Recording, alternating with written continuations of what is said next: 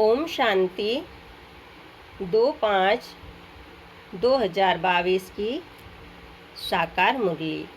मीठे बच्चे, शांति तुम्हारे गले का हार है, आत्मा का सर्वधर्म है। इसीलिए शांति के लिए भटकने की दरकार नहीं। तुम अपने सर्वधर्म में स्थित हो जाओ। प्रश्न: मनुष्य किसी भी चीज को शुद्ध बनाने के लिए कौन सी युक्ति रचते हैं और बाप ने कौन सी युक्ति रची है? उत्तर: मनुष्य किसी भी चीज को शुद्ध बनाने के लिए उसे आग में डालते हैं। यज्ञ भी रचते हैं तो उसमें भी आग जलाते हैं। यहाँ भी बाप ने रुद्र यज्ञ रचा है, लेकिन यह ज्ञान यज्ञ है, इसमें सबकी आहुति पड़नी है। तुम बच्चे देह सहित सब कुछ इसमें स्वाहा करते हो। तुम्हें योग लगाना है, योग की ही रेस है। इसी से तुम पहले रुद्र के गले का हार बनेंगे, फिर विष्णु के गले की माला में पिरोए जाएंगे। गीत चला। ओम नमः शिवाय, ओम शांति। यह महिमा किसकी सुनिए। पारलौकिक परमपिता परम आत्मा अर्थात परमात्मा की सभी भक्त अथवा साधना करने वाले उनको याद करते हैं। उनका नाम फिर पतित पावन भी है। बच्चे जानते हैं, भारत पावन था। लक्ष्मी नारायण आदि का पवित्र प्रवृत्ति मार्ग का धर्म था, जिसको आदि सनातन देवी देवता धर्म कहा जाता है। भारत में पवित्रता, सुख, शांति, संपत्ति सब कुछ था। पवित्रता नहीं है तो न शांति है न सुख है। शांति के लिए भटकते रहते हैं, जंगल में फिरते रहते हैं। एक को भी शांति नहीं है, क्योंकि न बाप को जानते हैं न अपने को समझते कि मैं आत्मा हूँ, यह मेरा शरीर है। इन द्वारा कर्म करना होता है। मेरा तो सर्वधर्म ही शांत है। यह शरीर के आर्गेन्स है। आत्मा को यह भी पता नहीं है कि हम आत्माएं निर्वाण व परमधाम की वासी है। इस कर्म क्षेत्र पर हम शरीर का आधार ले पाट बजाते हैं। शांति का हार गले में पड़ा है और धक्का खाते रहते हैं। बाहर पूछते रहते, मन को शांति कैसे मिले। उनको यह पता नहीं है कि आत्मा मन बुद्धि सहित है। आत्मा परमपिता परमात्मा की संतान है। वह शांति का सागर है। हम उनकी संतान हैं। अब अशांति तो सारी दुनिया को है ना। सब कहते हैं पीस हो। अब सारी दुनिया का मालिक तो एक है, जिसको शिवाय नमः कहते हैं। ऊंच ते ऊंच भगवान शिव कौन है, यह भी कोई मनुष्य नहीं जानते हैं। पूजा भी करते हैं, कहीं तो फिर अपने को शिवोहम कह देते हैं। अरे शिव तो एक ही बाप है ना। मनुष्य अपने को शिव कहलाए, यह तो बड़ा पाप हो गया। शिव को ही पतित पावन कहा जाता है। ब्रह्मा विष्णु शंकर को अथवा कोई मनुष्य को पतित पावन नहीं कह सकते। पतित पावन सद्गति दाता है ही एक मनुष्य को पावन बना न सके, क्योंकि सारी दुनिया का प्रश्न है ना। बाप समझाते हैं, जब सतयुग था भारत पावन था, अब पतित है, तो जो सारी सृष्टि को पावन बनाने वाला है उनको ही याद करना चाहिए। बाकी यह तो है ही पतित दुनिया। यह जो कहते हैं महान आत्मा, यह कोई है नहीं, पारलौकिक बाप को ही जानते नहीं हैं। भारत में शिव जयंती गाई जाती है, तो जरूर भारत में आया होगा। पतितों को पावन बनाने कहते है, मैं संगम पर आता हूँ, जिसको कुंभ कहा जाता है। वह पानी के सागर और नदियों का कुंभ नहीं, कुंभ इनको कहा जाता है। जबकि ज्ञान सागर पतित पावन बाप आकर सभी आत्माओं को पावन बनाते हैं। यह भी जानते हो, भारत जब स्वर्ग था तो एक ही धर्म था। सतयुग में सूर्यवंशी राज्य था, फिर त्रेता में चंद्रवंशी, जिसकी महिमा है राम राजा राम प्रजा। त्रेता की इतनी महिमा है तो सतयुग की उससे भी जास्ती होगी। भारत ही स्वर्ग था, पवित्र जीव आत्माएं थी, बाकी और सभी धर्म की आत्माएं निर्वाण धाम में थी। आत्मा क्या है, परमात्मा क्या है, यह भी कोई मनुष्य मात्र नहीं जानते। आत्मा इतनी छोटी सी बिंदी है, उनमें 84 जन्मों का पाल्ट भरा हुआ है। 84 लाख जन्म तो हो न सके, 84 लाख जन्मों में कल्प कल्पांतर फिरते रहें, यह तो हो नहीं सकता।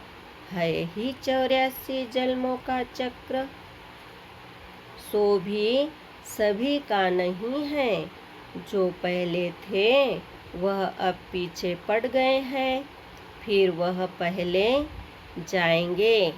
पीछे आने वाली सभी आत्माएं निर्वाण धाम में रहती है।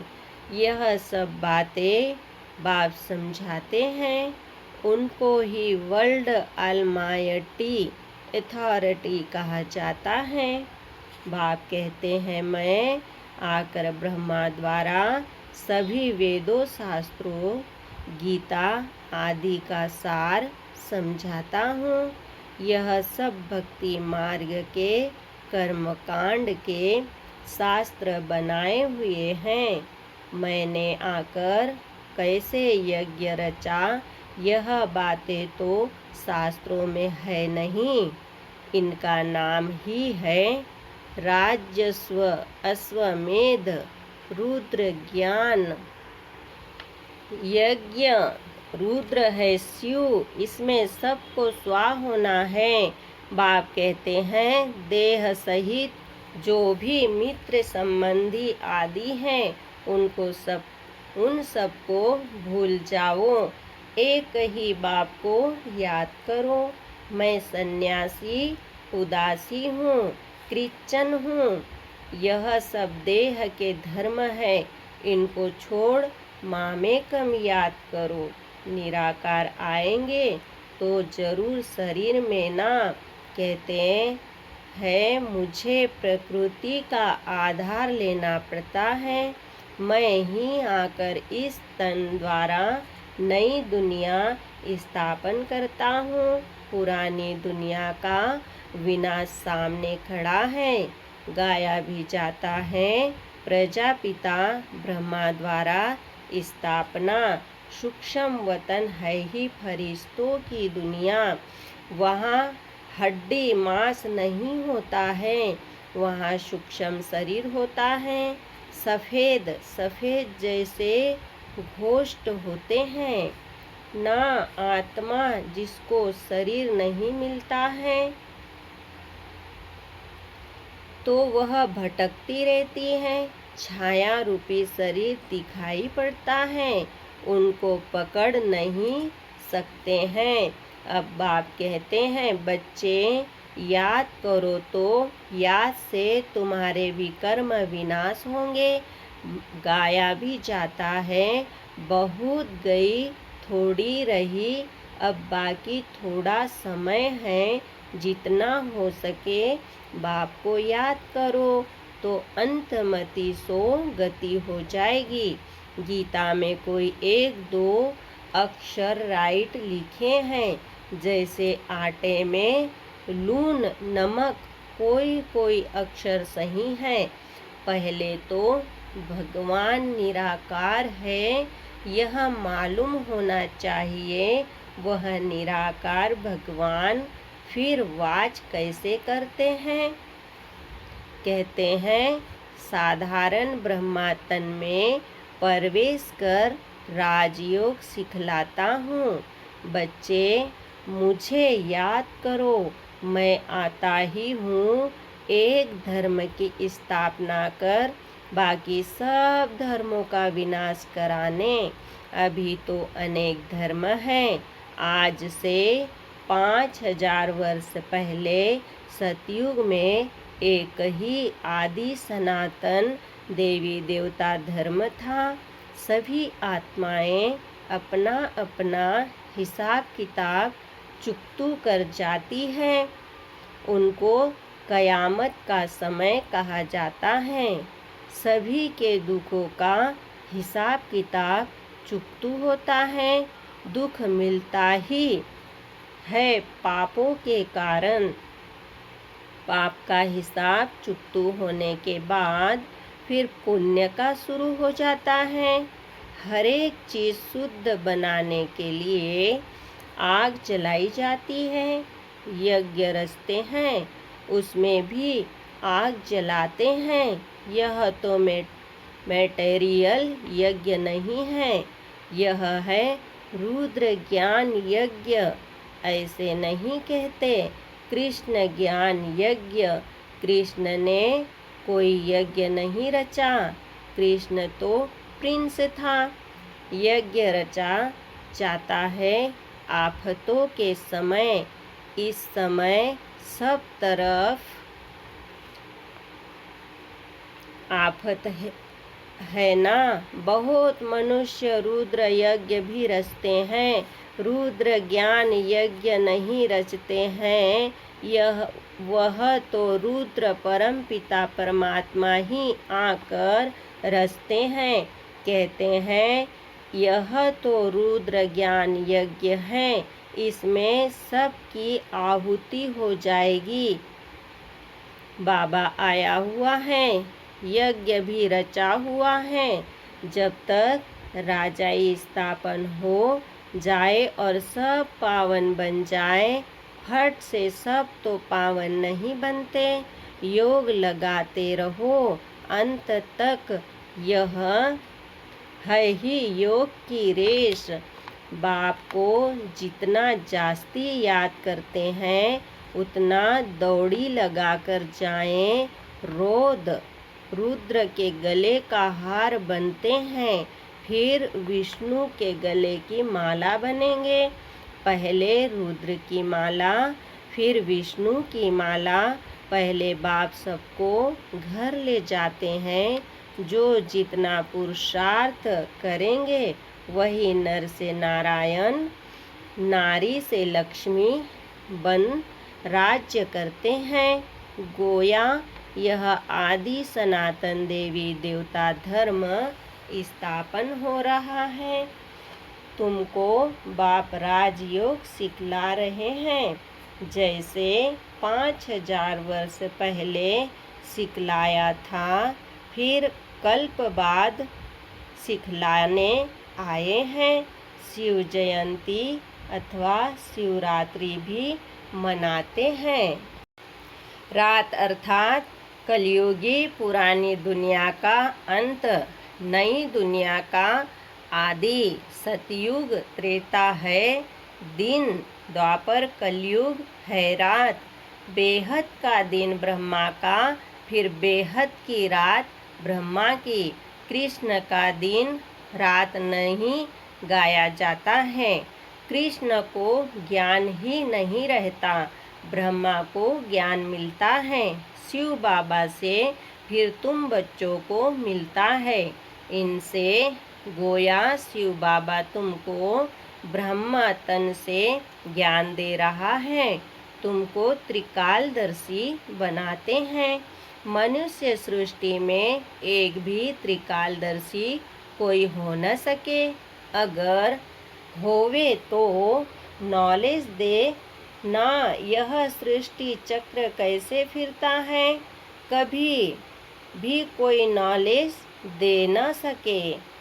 भगवान तो सभी का एक ही है। कृष्ण को थोड़े ही सब भगवान मानेंगे, वह तो राजकुमार है। राजकुमार भगवान होता है क्या? अगर वह राज्य करे तो फिर गंवाना भी पड़े। बाप कहते हैं तुमको विश्व का मालिक बनाए, मैं फिर निर्वाण धाम में जाकर रहता हूँ। फिर जब दुख शुरू होता है तब मेरा पाल्ट भी शुरू होता है। मैं सुनवाई करता हूँ। मुझे कहते भी है, हे रहम दिल। भक्ति भी पहले अव्यभिचारी अर्थात एक शिव की करते हैं, फिर देवताओं की शुरू करते हैं। अभी तो अव्यभिचारी भक्ति बन गई है। पुजारी भी यह नहीं जानते कि कब से पूजा शुरू होती है। शिव व सोमनाथ एक ही बात है। शिव है निराकार। सोमनाथ क्यों कहते हैं? क्योंकि सोमनाथ बाप ने बच्चों को ज्ञान अमृत पिलाया है। नाम तो ढेर है। बबुलनाथ भी कहते हैं क्योंकि बबुल के जो कांटे थे उनको फूल बनाने वाला ए सर्व का सद्गति दाता बाप है।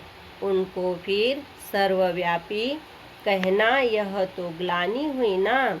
बाप कहते हैं जब संगम का समय होता है तब एक ही बार मैं आता हूँ। जब भक्ति पूरी होती है तब ही मैं आता हूँ। यह नियम है, मैं आता ही एक बार हूँ। बाप एक हैं, अवतार भी एक हैं। एक ही बार आकर सबको पवित्र राजयोगी बनाता हूँ। तुम्हारा राजयोग है, सन्यासियों का है हठ योग। राजयोग सिखलाना न सके। यह हठ योगियों का भी एक धर्म है। भारत को थमाने के लिए पवित्रता तो चाहिए ना। भारत 100% पावन था, अभी पतित है।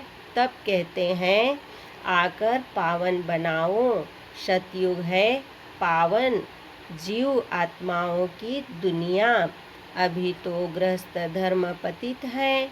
सतयुग में गृहस्थ धर्म पावन था।